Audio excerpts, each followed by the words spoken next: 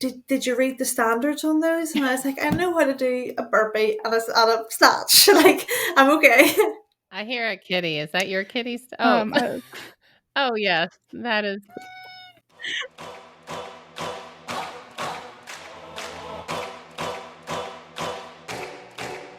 This is my time.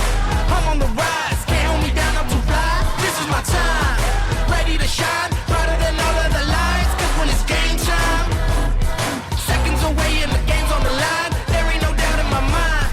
Beating the buzzer like, this is my time. This is my moment. You better bet that I'm on it. Ready and set, I'ma own it.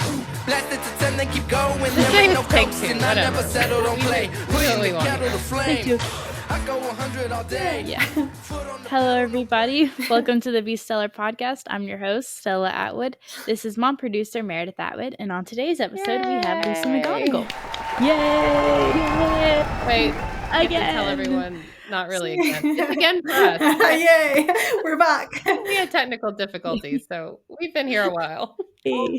Round of We always applause. do a round of applause after we say people's names. Round of applause. Oh, they shouldn't let me use a computer. Oh well. Again for us. Yay! We're back. Yeah, we've talked to her a little bit, but I do have an interesting question. What is the most embarrassing moment you've experienced on the competition floor? Oh, embarrassing. One thing that comes to mind is it was actually there's two in the same workout. So it was like double unders ski, and it was the year we were doing the double unders on the turf, and I just couldn't get them, and I was so frustrated. And I remember doing them, and I remember my judge was counting something wild, and I remember I couldn't count his reps anymore, so I was just counting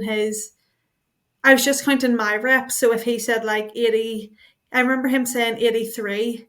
So then I stopped, and then I done a set, and I remember counting 1, 2, 3 up to 13. And then I stopped, and then he was like 87. And I was like, what? Like, I did not only do 3 reps there. Absolutely not. And I remember getting so angry at him. And then whenever I was coming off that event, I actually rolled my ankle. And I said something I shouldn't have, not to him. I hurt my ankle, and then I had to run off the pitch. And I remember having to be carried off by just 2 of the medical staff. And whenever I was walking out, Hayes Willard was I've been friendly. I've competed against her online before, and we were like pretty friendly, and that was the first time she met me. I was crying, being lifted off the floor by 2 people. I was like, oh, this isn't great. But that's probably one that comes to mind. Oh my gosh. Well, how do you deal with, that's such an interesting topic, especially for people, young athletes who haven't competed in person or maybe haven't had a judging situation. What did you learn from that event, and how have you kind of carried that forward as you've competed more? Got very angry during that event because I knew it wasn't me that was the issue, and I needed a moment to be like, know that I wasn't just miscounting the reps, because then I'd be blaming him for something he didn't do wrong. But I'll always remember count to 13 and him giving me 3 reps. But probably I've learned I am a lot more calm on the floor now. I just don't think it's just wasted effort being frustrated at your judge, because it's probably just means they're going to give you more new reps anyway. But yeah, probably just to be calmer, and I'd say I'm a lot better now. Was that your first year competing at the games with the double under? Yeah. Okay, Stella, yeah, and it was my advice. first in-person competition as well. Wow. Yeah, don't get angry. I'm not an angry person either. I come across wrong. So how do you keep your nerves down before a competition? Do you have a ritual that you do? Meaning, do you listen to music? Do you eat a certain snack or something? Yeah. I'm a big music girl. Before the event, in my car, that's just music is always on. I would say I'm still nervous. I feel like everyone gets nervous. The nerves are never going to go away. Which I suppose is a good thing in some ways, because they do help a bit, but just not to get too nervous. But I think I can get very nervous at some points, but I think it's just staying in your own lane and focusing on what you can do rather than what somebody else can do is the main thing that you can do that'll help, probably. So, what's the music that you listened to before? Yeah. Are you like a country person? I used to be like just hip hop and rap kind of, but I feel like I've listened to that too much now. But I would say it'd be like hip hop and rap for going into a competition for like some hype. I love Nicki Minaj, so she's always on. But yeah, going into competition. But honestly, like I'll listen to anything now. I hated country, and then I was over in Boston last year training with Caroline Stanley, and she like really loves country, so I got her to send me over her playlist, and I've started listening to it a wee bit more. But I'm not like a huge country person, but literally any type of music I'll listen to, except like hardcore rock or metal. Like I can't do that. That's Stella. The loudest music Oh, ever. Oh no, sorry. I don't understand. I can't help it. I only listen to it when I work out, Yeah. though. Like during quarterfinals or semis, I'll Yes. turn on heavy metal. But the second I leave the gym, that's not coming on in the car. Yeah, you can't listen to that like when you're alone in your room just chilling out. But yeah, I can see how it gets you like hyped up though, because it's definitely high energy music. Like you're just sitting in your room and you just have just going on. No. Yeah. Speaking of just in case we missed that on the first recording, let's talk about Oh yeah. Simba. Yeah. Can't miss out on Simba. He looks so angry. All right, what is Simba's story? Yeah, he is. Yeah, he is. Basically, one of our neighbours was looking after him just for one of her friends, and then her friend. And during that time, he would always like come up to our house in the morning, and like we'd like wake up for the school runs at like 8:30, and it would always come running up onto our door. Then it was like kind of like we let him inside for a wee bit, and then this, that, and the other. And then the neighbour eventually came up to us and was like, the owner doesn't want the cat back, do you want it? And we were like, absolutely, like give us it right now. But yeah, he's like, we're so obsessed with him, we love him to bits. Like that's all our family group chat photos, it's just him.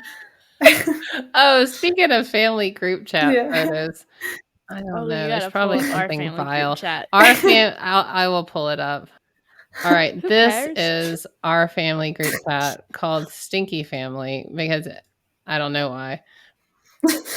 But there's our cat. The cat is the center. Oh, is that your cat? Oh, that's our cat. Yeah, that's Tia Claire, and I don't know why that it deserves the all Leaning the Tower attention. pizza. And the Leaning Tower pizza. Like why? I don't know. That's funny. Yeah. Like so what? She can be. I think that's why, because she was kind of like sideways. Oh yeah. Yeah, she's kind of like sideways, and I'm like, she looks like the Leaning Tower pizza. Okay, now we should talk about a little bit about CrossFit. What has been your favorite year at the games so far? Yeah, I would say the last one, 2023. I just feel like I knew what I was doing a wee bit more, and it was just a lot calmer for me. I think it was just a much easier run through. Not an easier run through, it's never easy, but I kind of knew what I was doing, knew how to warm up, knew what I'd done before and after the events instead of just like guessing it kind of thing. Yeah, that makes a lot of sense. Yeah. Sorry, your accent is just really cool in all forms. In CrossFit, in accent, in cat. That was like a British kind of one. Yeah. Accent. You're not very good at accents, Stella. I'm sorry. I know you try. No, I'm not. Oh, I'm terrible. They tried to, whenever I was over in Boston last year training for the games, my coach was like, do an American accent, and I was just like the most basic California girl accent, because like that's all you hear on TikTok kind of thing. Like I've got no idea anything else. I think we should hear it. Go, oh my God, Stella. Oh no, we can't. Oh my God, Stella. Be like, oh my God. Like, oh my God, my Starbucks refreshers. Yeah. Louis Vuitton. How different is it compete? Like, obviously you have competed at the individual semis for 2 years. I think that's right. Is that right, Stella? 2 years. Yeah. How I think so. different Yeah. is it? You know, Stella calls it the big dog division. How different are those events than teens?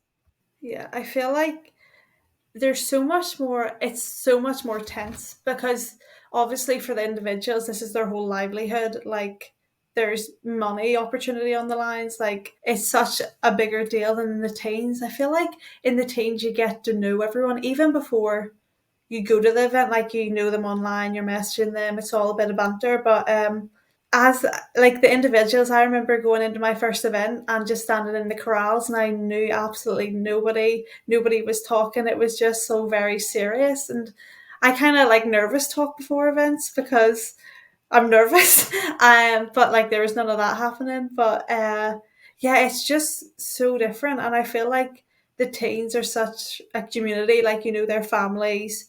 Yeah, you just get to know them. You're friendly with everyone, and obviously it's still very competitive, but it's just calmer, I'd say. I would hope that it's not that way when I compete in the individual, because I make friends with everyone when I compete. Like, Yeah, it doesn't everyone's sound my like best that's friend. going to be the case. Yeah. No, I feel like maybe people to want be to be fair, yeah, to be fair, last year at semis, I basically knew no one. Where this year I did know a lot more people, and it was a friendlier environment. But the first year I went when I knew barely any people and was just seeing all the big athletes, it was more tense. But yeah, they're not mean. They're all very nice. No, we didn't think you meant that. But I get it. I mean, it's just different. The Yeah. teen fish tank is very small and it's just, yeah, it's a little Yeah. bit different. Yeah, yeah. It's like the same faces and all. What is Mhm. yeah? Because you like compete against each other for 4 years and you see each other Yeah, every year. You yeah, get really close. I don't know. I feel like it's yeah. easier to get close with another teen athlete than it is when you're like an Oh, individual, because the ages like 100%. range way more. Yeah, Hmm 100%. I'd say the same. So, what is your favorite sport to watch besides CrossFit? Honestly, I don't really watch that many sports, but one that is it's just because it's exciting, and honestly, it's the only one I can think of. But uh, do you know Luke Littler and like the darts? He was like 16 and like winning like all these big competitions, but it's just because he was 16. I was watching it and it was on, I think it was on like Christmas time, and it was just crazy seeing him beating all these like world like multi-time champions. It was like somebody coming in and beating Tia, just like a random 16-year-old. He was very impressive. What was that? What sport? Oh, darts it was. Oh, darts. Okay. Darts. Okay. Oh, Funny. Yeah. Yeah. The accent. Very cool. But yeah, it was. that's kind of Yeah. interesting. I don't think I've ever watched darts. Okay. I wouldn't have until like that. I think it was just because it was exciting, kind of thing. Other than that, like CrossFit's pretty much my only thing I'm interested in doing and watching. Did you do any sports growing up? I swam uh, until I was like 9, which is funny because everyone always like, "Oh, you've got a background in swimming," and I'm like maybe a couple of years ago, but like not really. But yeah, I used to swim, and I played a little bit of hockey, field hockey, at my school, but it was nothing any like very competitive. It was just like At what age did you start CrossFit? Like when did and tell us the story of how you got going in that. basically it was to like get better at swimming because just basically everyone in my squad was moving up and I wasn't getting any better. So I thought my dad actually had joined CrossFit and they were starting a kids class. And so I went along to the kids class and I think there wasn't actually enough kids who joined the kids class to do it. So they're like, oh no, just come back at the teens class. So then I started going to the teens class and I was kind of like, the obsession started to develop with CrossFit and I stopped swimming. So then it just like completely switched around. At the end of it, I was like swimming to get better for CrossFit, where I was like, I started to get better at swimming, and now I'm doing it yeah. What was there a moment where you were in the teens class that it just kind of clicked and you thought, "Oh my gosh, this is what I want to do. This is it." Like what do you remember a workout or a moment? I honestly don't. I feel like it was probably from the first class whenever I seen like the variety and everything. But yeah, I don't think I remember like one particular workout, but yeah, it's kind of crazy because I would have never expected at that age for me to be training this much all the time, like at all. So it's weird, but yeah, it's cool. How do you feel that the teen division has prepared you for going into the Or do you individual feel that division it next hasn't? year? Dun dun dun. Or do you feel that it hasn't prepared you at all? Yeah, those last 4 years of competing just not very. No, Not I'm joking, not too but much. I would say it definitely I would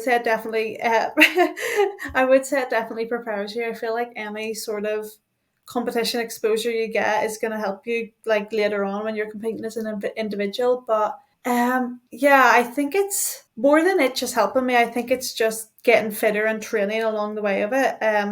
I feel like obviously it's so good to have the teen experience because I would say it does help, but we've also seen a lot of negative side effects come from having the teen experience, and we've seen so many other people who like didn't qualify as a teen who are now doing so well as individuals. So I think it's good. It's definitely good, but you can definitely do it both ways. You don't need to be a teen to succeed in the sport, and it doesn't mean that if you are a teen that you will succeed in the sport That's interesting. Do you as an feel individual. have you felt any sort of burnout at any point? And if you have, what is sort of the way that do you take time off? Or do you not burn out? Yeah.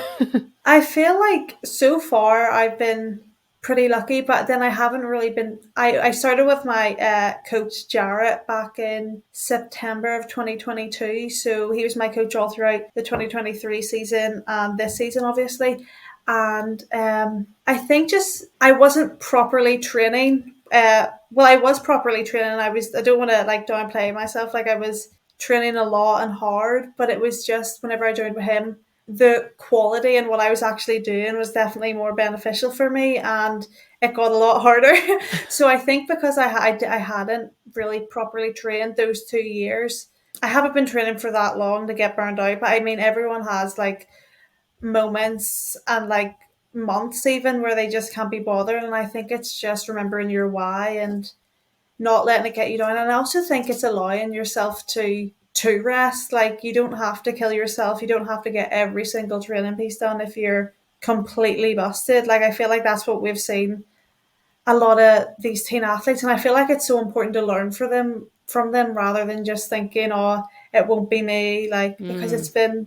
it's been too many for it to just be a coincidence. But yeah, I just say because we've got so many years left in the sport, like people are competing up to like 30s, like 33. There's that like that's a long time to be competing, and I also feel like for the people who have taken years out, it's I feel like it's unrealistic to say that people won't take a couple of years out. Like imagine just competing since you're 14 to 30, like every summer. Just it's a lot. Like I feel like they need to give some people a break and just if they don't want to compete a year, if they want to live their life for a year, like go and do it. That is You're allowed such to. a wise point, Lucy. I mean, that is like you Yeah. don't expect people to be physicians or lawyers without a summer like vacation every once in a while I or a know. break. And so that's an excellent point. Mhm. I mean, the secret to Yeah. longevity might be giving yourself a minute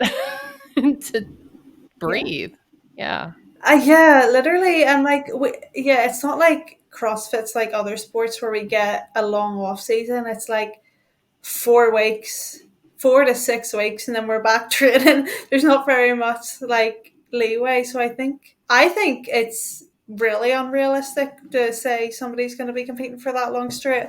I'm not saying that I won't, but like I don't know what's going to happen in the future, but that's just my point of view on it. Like Very, very insightful. Yeah, I that's mean, that's good. I'm some glad. pretty nice information that I Well, will good, take. Stella, because your dad and I were just downstairs looking at like a vacation for next year, and I mean, we were like, well, let's maybe look to go overseas, and we're like, but CrossFit, Yeah. it's like we can't When? even I go know. anywhere from April to October or whatever, or August. And Yeah. it's like, oh, okay. Yeah, it is the hard thing about it. Like family holidays have gone out the window for CrossFit these last 4 years. But yeah, Okay, so let's talk about your support system and your family and how they support you in the yeah, gym and during your online yeah. qualifiers, because some teen athletes aren't the nicest to their parents, me, Me, when they're having a competition, because yeah, yeah, because yeah, like some of us get really nervous. So how does your yeah. parents like help you when you're competing? Oh, I feel like online qualifiers are just so stressful as they are, because like you don't know how you've done in them. You're just kind of waiting around all day for the workouts to come out, and then you have to go and do them, and it is stressful. But my parents completely, and there's people down at the gym who help me out, and they're so good. Like all the support I get, like they'll come down and watch. But my mom and dad is taping out everything, like doing all the recordings. I don't have to worry about any of that. And I feel like I am kind of rude during, I don't mean to be, I just get nervous. And like I'll always have my earphones in like the whole time, because I'm like, and then I'll see like my dad or my mom tiptoeing over to ask me a question because they're afraid I'm going to be rude to them. It's so bad, but yeah, but no, they're great. They're so much help. Yes, the struggle is real. Like sometimes when I'm helping her set up and I have a legitimate question, I just like, oh my Mhm. God, I have to go talk to her. And I kind of like sneak over Yeah, and I'm yeah, like, yeah. which workout are we doing? It's just like, Yeah, ah. yeah, yeah, yeah, yeah. And I'm I like, know. Workout 2, you two. I idiot. told you this Thank an you. I'm hour sorry. ago. Yeah, I'm sorry, sir. Like I'm I know. walking away. Yeah. That's yeah. But I understand it too. I mean, I do understand that it's not her. It's not Stella talking to me. It is the demon competitor Mm. talking. Oh no. Yeah. Uh, It really is. Yeah. Yeah. I feel like there's this one time. No, it was actually during this semi-finals. I think the workout was like, it was like the 30 30 30 30 power cleans, 30 toes to bar, and 30 thrusters. And I thought I thrusters. told my parents I was, yeah, yeah. I told my parents that I was only doing one workout that day, and then I done it, and I was like, well, this workout shouldn't take too long. I'll just do this one.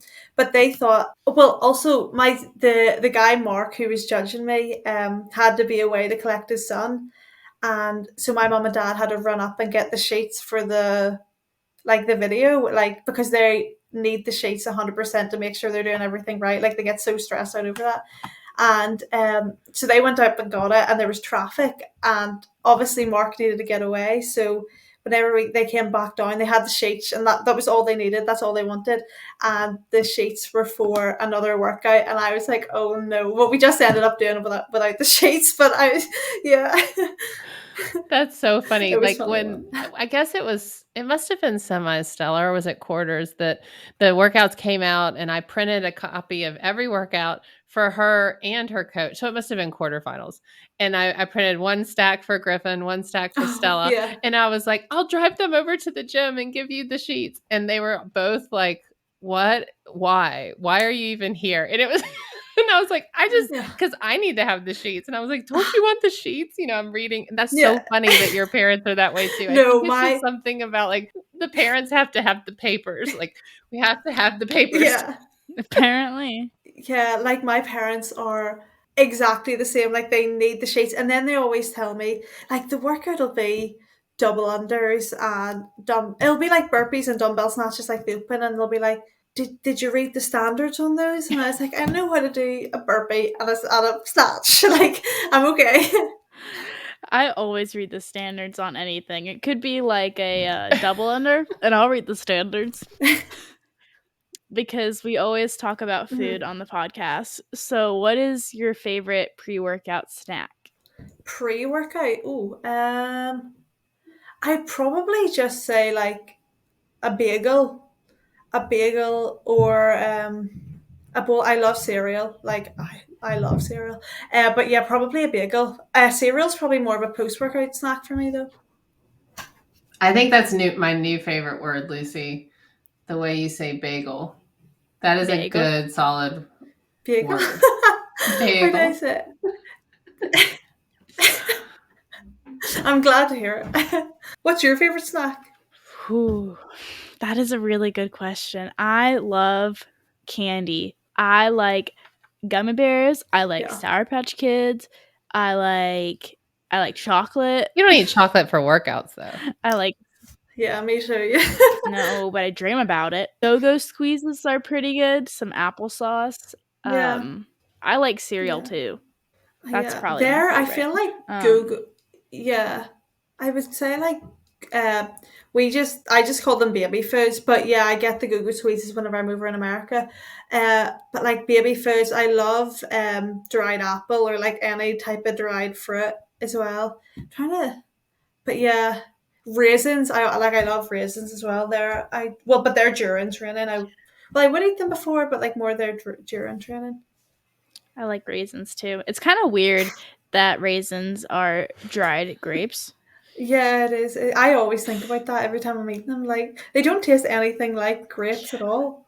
I feel like I didn't know They that. don't. It's No, so I knew weird. that, right? I think that's just Yeah, one of you those things should that have. I forgot. Yeah. Yeah, no, I knew that. Totally. Don't worry, we won't judge it. So, Lucy, if you could tell your younger self one thing, what would it be? Yeah.